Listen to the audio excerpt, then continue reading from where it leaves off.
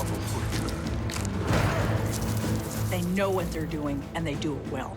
The appetite of a cannibal and the conscience of a serial killer. At the same time they're being paralyzed, they're also being liquefied on the inside. But even then, your next fight might be your last.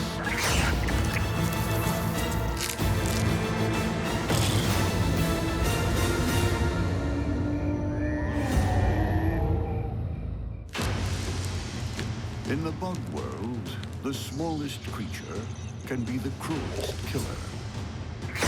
But some corners of the rainforest breed truly terrifying giants. When a red rump tarantula goes up against a giant cockroach, it's a battle of the megabugs.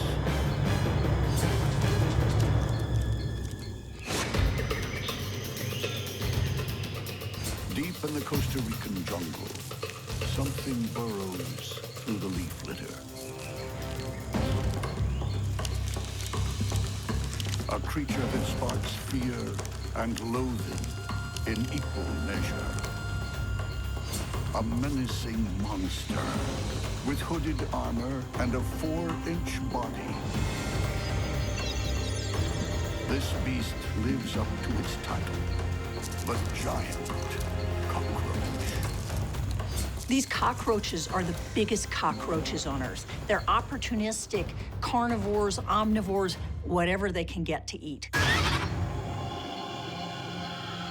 It's a camouflage expert, blending in perfectly with the leaf litter.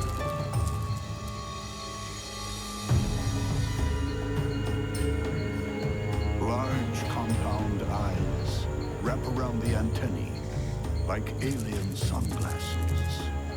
But for this megabug, sight isn't as important as chemical detection.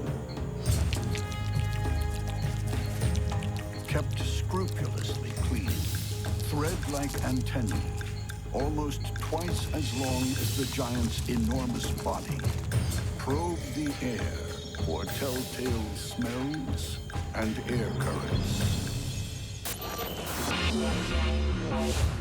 The huge body is defended by hardened wing cases. An armored collar, called a pronotum, shields the head and thorax. Powerful spine-covered limbs rake across opponents' bodies, tearing and ripping their flesh. Would-be predators must also contend with sharp mandibles that hack and slash. Their mandibles are relatively small, but they're really strong, and they're designed to be able to take apart almost anything that they encounter. When they fight, they'll use their legs, and they can also rip the opponent's legs off, so they can be pretty dangerous. But today, another bug world titan is on the prowl. A male red rump tarantula.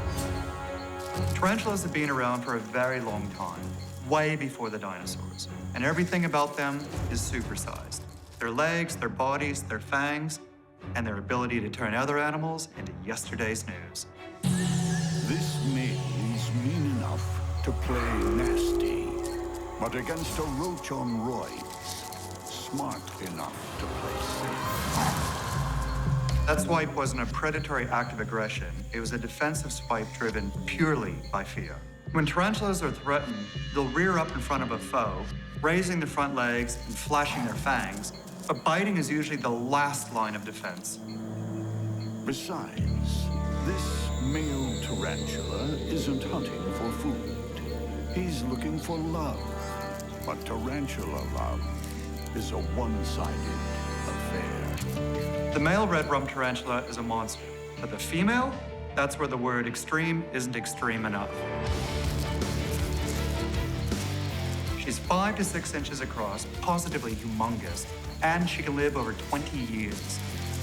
When a female meets a male, she will either mate him or eat him. Unfortunately, he doesn't know which. For some males, that's just too risky. This big mama doesn't miss much. Her 8 small eyes, grouped close together, provide only poor vision. Instead, she hunts by vibration. Her massive body and legs are covered in long sensory hairs. Hair also forms a unique defense. Beneath the red rump's fiery abdominal hair, tiny barbed strands, called irritating hairs, can be flicked onto an approaching enemy. They're like fiberglass, so you can imagine if they get into somewhere sensitive or in the eyes, the itching would drive a predator crazy. This male is prepared to risk his life for a mate, even though she can be the date from hell. Courting behavior in these spiders is a complex ritual with all sorts of palpable drumming, body vibrations, and leg tapping. You don't just walk up and say, "How you doing?" The female has one goal, to have her eggs fertilized. Otherwise, the male is just one more piece of meat.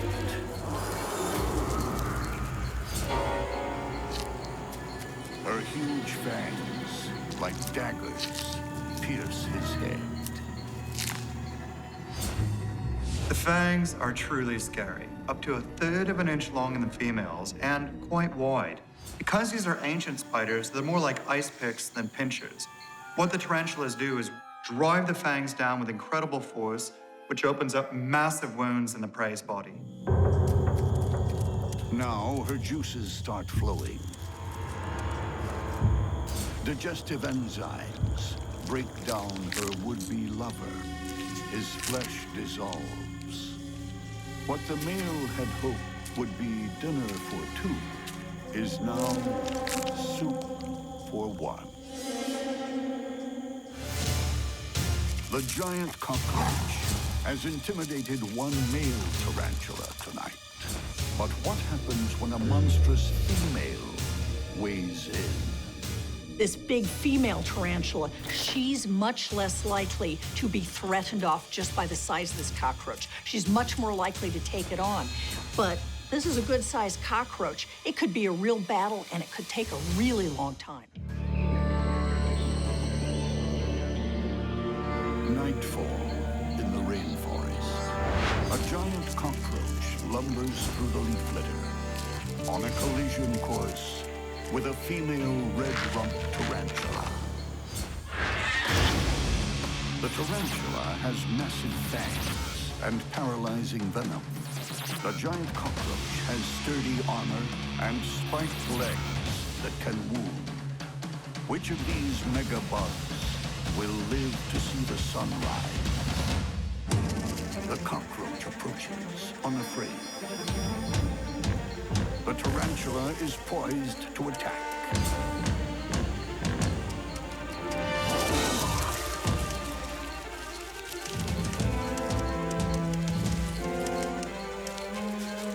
Against any other bug, the battle would be over. But those ice-pick fangs haven't yet found soft flesh. They're hooked on the cockroach's armored collar. The spider's holding on like a rodeo rider on a bucking bronco. These cockroaches just don't give in. It's putting up an epic struggle. Keeps trying to kick and kick. It's holding on to the ground. It's trying to move forward. Anything that it can do to get away from this tarantula.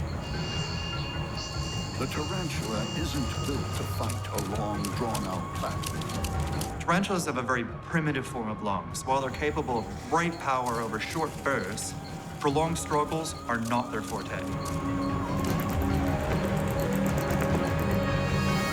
There's another problem, an annoying ant swarm.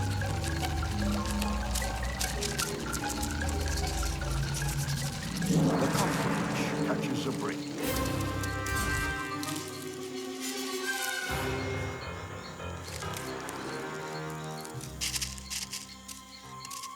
But just as it gets off the mat, round 2 begins.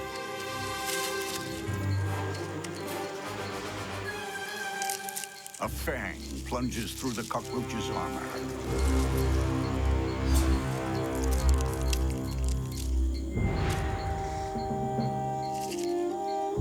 Dozens of mites who made a home under the cockroach's wings start leaving the sinking ship. This is really a web of life, and you see mites on almost everything. Mites are bloodsuckers. Now the tarantula sucks the life out of its once mighty opponent. In the bug world, the bigger you are, the harder you fall.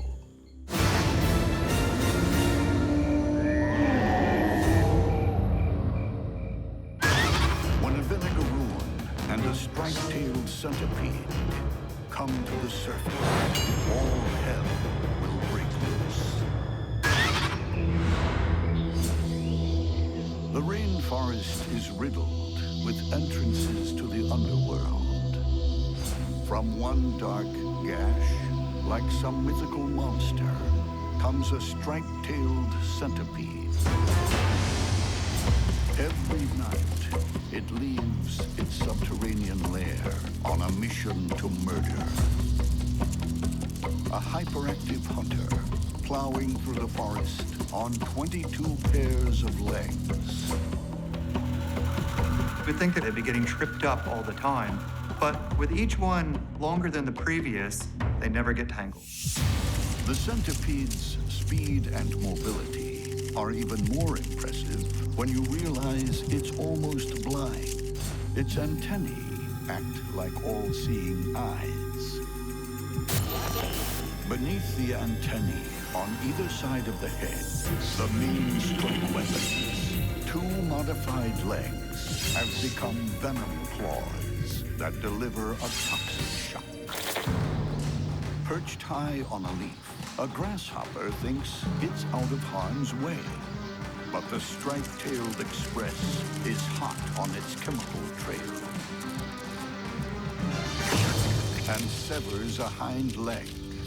Now that's poor defense. The grasshopper really should have jumped clear while it had a chance, because now when the centipede comes back, it's not going to have a leg to stand on. The venom claws now serve as silverware, pulling soft flesh from the exoskeleton. Like a discerning diner ripping meat from a lobster tail. Nearby, another denizen of the dark emerges, hungry for blood. With its heavy armor and creeping crab-like walk, the vinegaroon is a primeval nightmare. Vinegaroons are like B-grade movie idols. I mean, they're just really scary, monster-looking animals. Massive pedipalps, ending in crude pincers, grab prey in a merciless embrace, then crush it against serrated armor plates. Like all arachnids, the vinegaroon has 8 legs, but only 6 are used for walking. The first 2 are sensors that the vinegaroon taps around like a blind person's cane. Its heavy armor is enough to deter most predators. If that doesn't work, the vinegaroon mounts a reeking rearguard action. They've got a gland at the base of their tail that is capable of spraying what's essentially vinegar as much as 3 feet away. They're able to move their tail around, aim it toward the predator, and then spray this mix of acetic acid and caprylic acid. It breaks down an invertebrate's exoskeleton. But will the vinegaroon's heavy weapons be enough to defeat the striped-tailed centipede when it attacks head-on? In the dead of night, the rainforest is haunted by underworld demons. A voracious, striped-tailed centipede follows a trail to its next meal. Meanwhile, a vinegaroon waits for its dinner to arrive. The centipede attacks with spiny feet and razor-sharp venom claws. The vinegaroon wields giant club-like pedipalps, spiked pincers, and serrated blades. Who will survive the battle of the night terrors?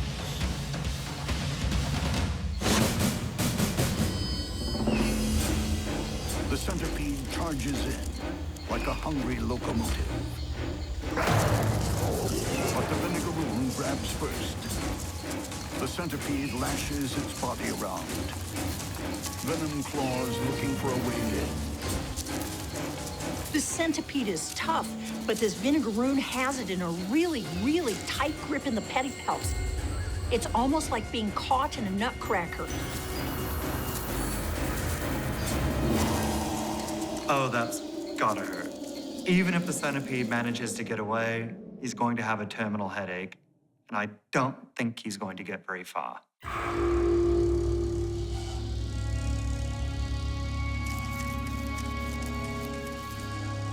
The centipede's legs kick feebly as claw-like chelicerae tear into its neck, almost severing the head. Regurgitated digestive juices flood the wound, transforming solid flesh into centipede soup. So it seems that the old adage of live by the sword, die by the sword is just as applicable to the bug world as anywhere else. The vinegaroon savors its victory, ferrying its dead foe back to the underworld to feast in peace.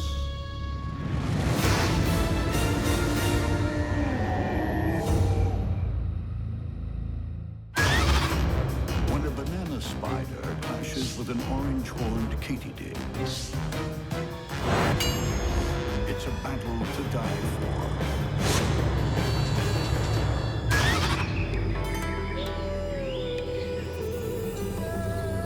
There are many femme fatales in the rainforest, but the orange-horned Katydid is the ultimate mean girl. This is a body-slamming, take no prisoners, bite your head off type. And trust me, when she's in a fighting mood, you don't want to mess with her. A sit-and-wait predator. Very little escapes this consummate murderess. Those huge compound eyes give the Katydid very good vision. And the long antennae allow her to feel and sense prey from a great distance. So another predator would have to mount a surprise attack in order to have any kind of competitive advantage. Tangling with this bug is a daunting prospect.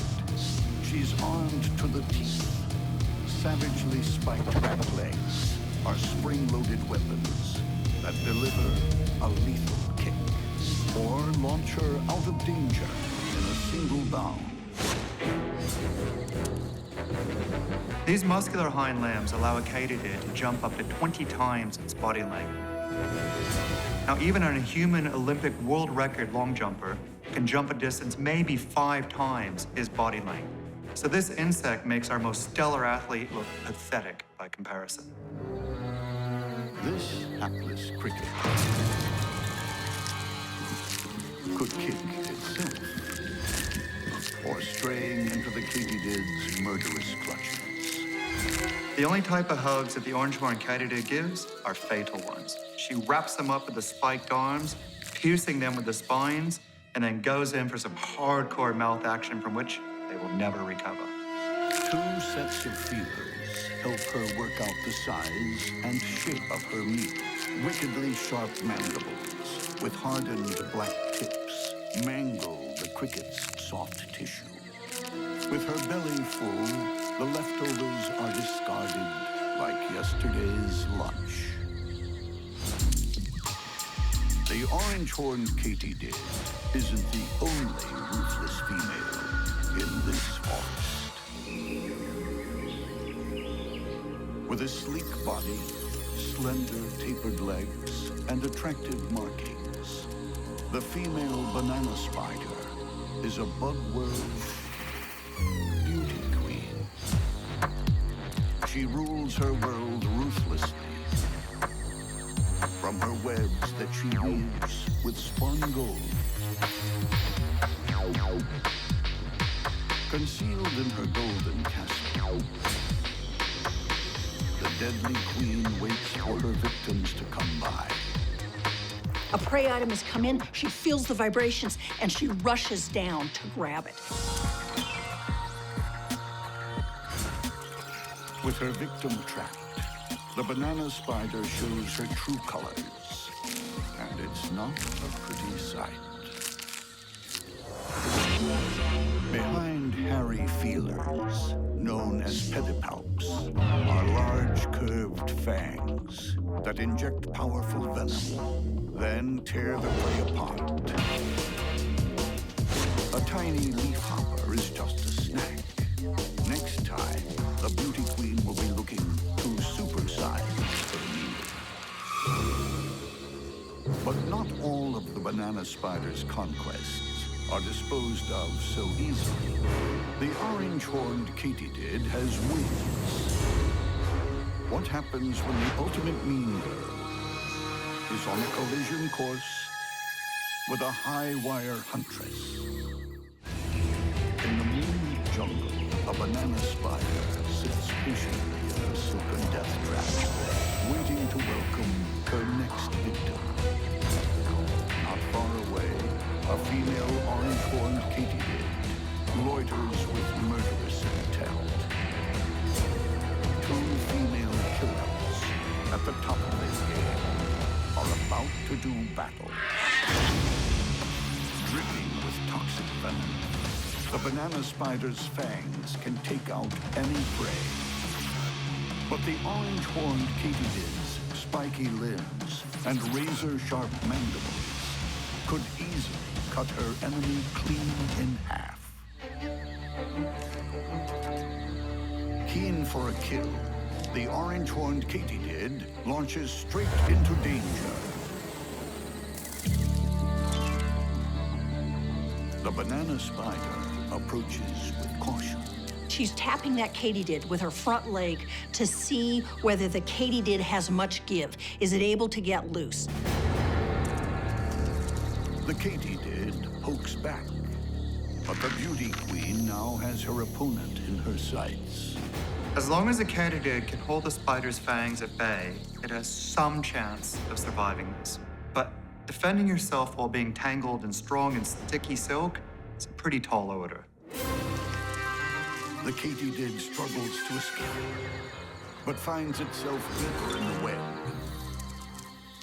The banana spider seizes its chance. Sharp fangs pierce the Katydid's abdomen, delivering their toxic payload. Even as the venom shuts down her nervous system, the orange-horned Katydid tries to bite through the silken trap. The beauty queen approaches again. The Katydid isn't giving up. She fights furiously. This is a great example of how deeply entrenched the will to survive is with these animals. She just keeps on fighting, no matter how bad the odds. Eventually, the Katydid's struggles grow feeble. The web weaver delivers the death blow.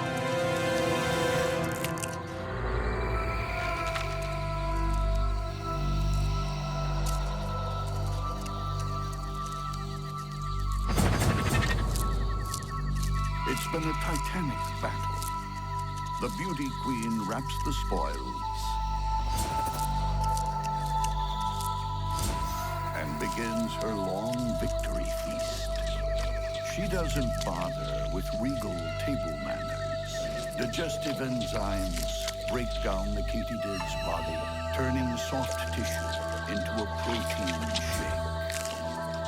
In the bug world, beauty queens don't get their kudos from crowning ceremonies. They get their kicks when their rivals are trash on the forest floor.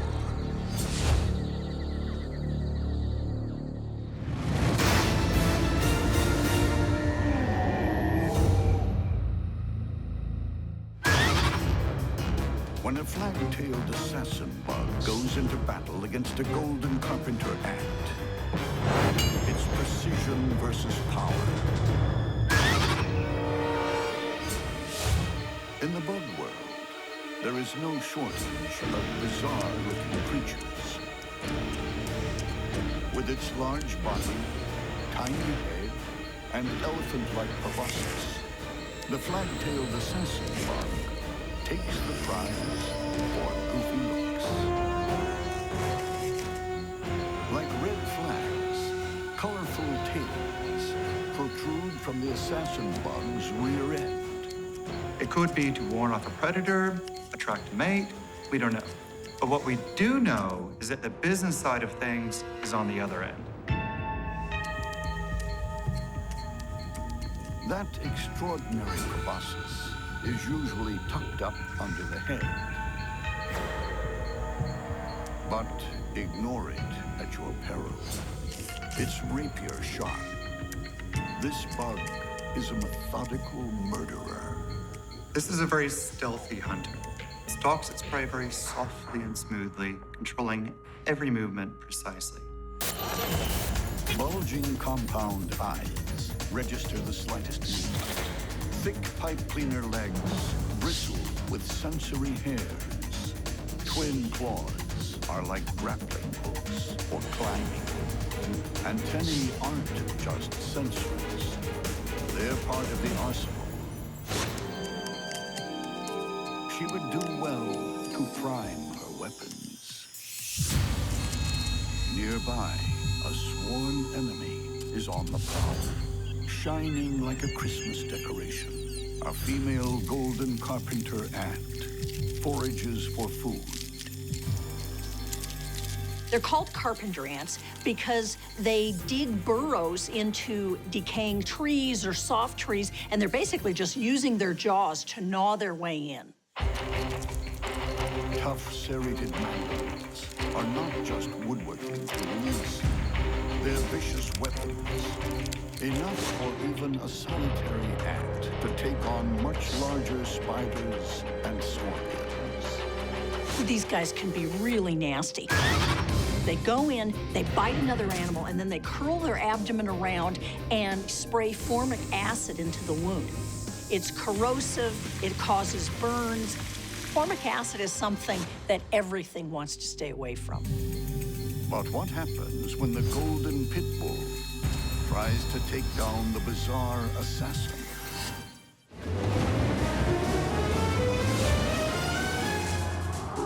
Among the rainforest blossoms, a flag-tailed assassin bug is on a stakeout. Close by, a golden carpenter ant is out on the prowl. The flag-tailed assassin bug will use its proboscis to inject toxic saliva and flesh-melting digestive juices.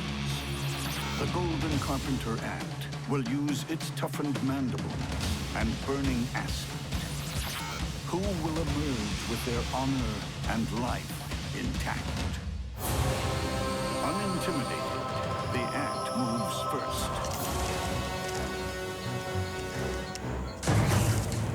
But the assassin is ready. This time, the ant uses its speed advantage.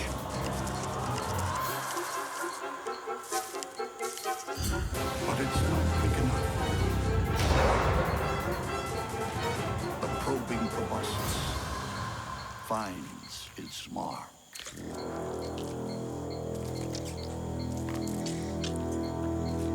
The assassin bug's venom attacks both the nervous and the muscular system,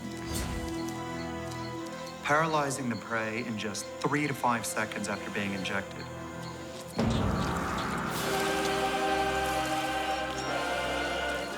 The proboscis then switches from syringe to drinking straw.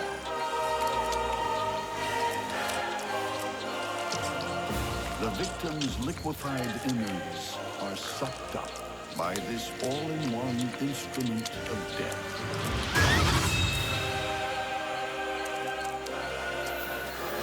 It's been a red-letter day for the flagtail. No mess, no fuss. Everything you'd expect from an experienced assassin.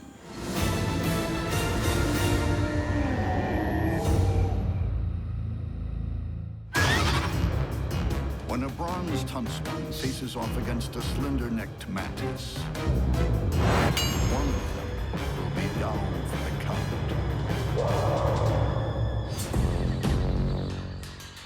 The slender-necked mantis has all the moves and the killer instinct of a cage fighter.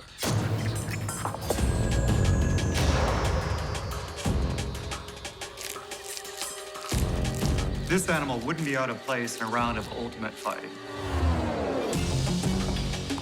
It can pull combination moves that wouldn't be legal anywhere outside the bug world. In the blink of an eye, long raptorial arms, lined with needle-like knuckle dusters, land killer punches. The muscles that control the mantis's raptorial strike are very strong and incredibly fast. In fact, they can do 2 strikes in the time it would take a housefly just to prepare its wings for takeoff. This slender weight is built like a natural-born fighter. Its elongated neck allows the head to rotate 180 degrees. Its huge compound eyes are constantly peeled for prey. It all comes down to movement for them. This is what attracts them, and they can see movement from a long way off. Waiting for prey, the slender neck stays out of trouble by shadow boxing, shuffling, ducking, and weaving. Mantis also employ 2 weird behavioral forms of camouflage. The first is to sway back and forth like a leaf in the wind, but the second is to disguise its footsteps with jerky, irregular motions while sneaking up on a prey item. Its ultra-trim physique belies an insatiable appetite. Put simply, this mantis is an eating machine. Don't mistake skinny for puny. This mantis can take on hard-hitting opponents and win, and it has a huge appetite. How it maintains that trim little figure, it's beyond me. An approaching cockroach doesn't see the sucker punch coming.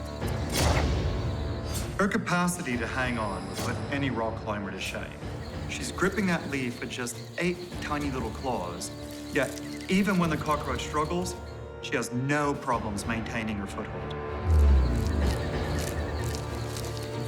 With its victim under control, the mantis really puts the hurt on. Once the mantis has grabbed its prey, it typically pins the most troublesome parts inside of its raptorial arms, while it then goes in with the mandibles to try to do as much damage as possible. Typically, it'll go straight for the head, and once that's gone, kind of removes the will to fight back. Then something extraordinary happens. With its head in the mantis' mouth, the cockroach gives birth to a squirming swarm of instant orphans. As one life ebbs away, 20 more crawl into the world.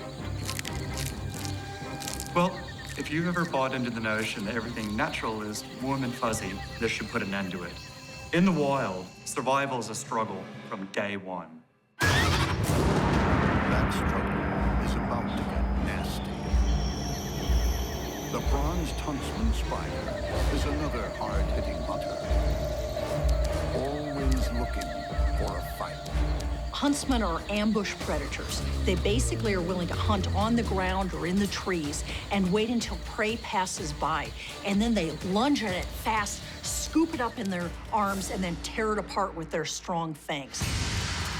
Like all huntsman spiders, this prize spider hugs the surface. Its legs hinge not vertically, but laterally. Most spiders stand upright, but what the huntsmen have done is what would be dorsal has rotated so the legs are laterally oriented. And this lateral orientation means that they're able to scuttle sideways very rapidly. The bronzed huntsman has 8 eyes, arranged in 2 rows of 4. But this street fighter hunts less by eyesight and more from the faintest telltale movements of air. Huntsman legs are covered with sensors that are very, very attuned to vibrations. A moth's slightest movement is like a bell ringing for round 1. Unfortunately for the moth, the bronzed huntsman also has a prize fighter's chin.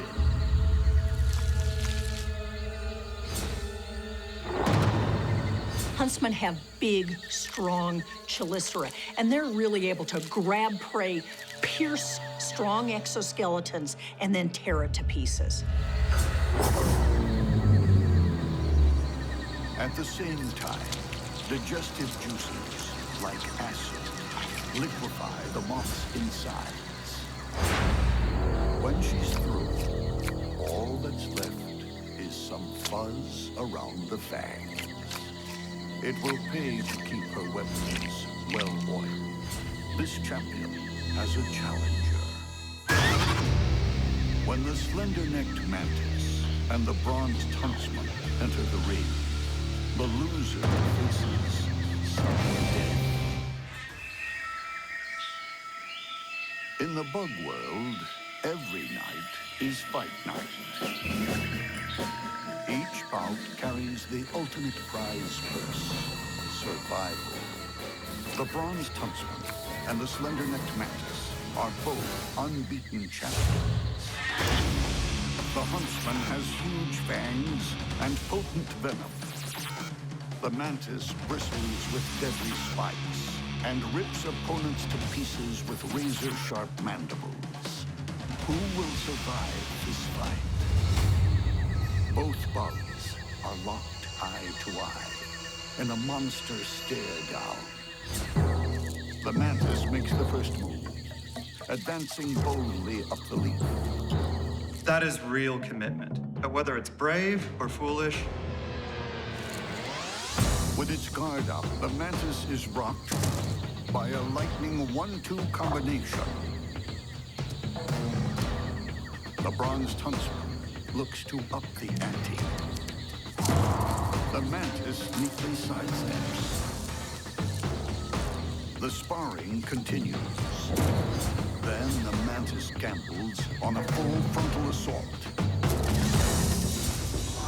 As tactics go, it's not what you call inspired.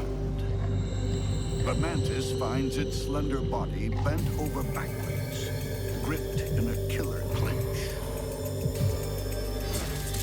With no referee to call break, the huntsman's fangs plunge like daggers into the Mantis' thorax. Often, spiders will directly try to orient toward the head of its potential prey because this takes it out lots faster than if it nips the back end or nips a leg.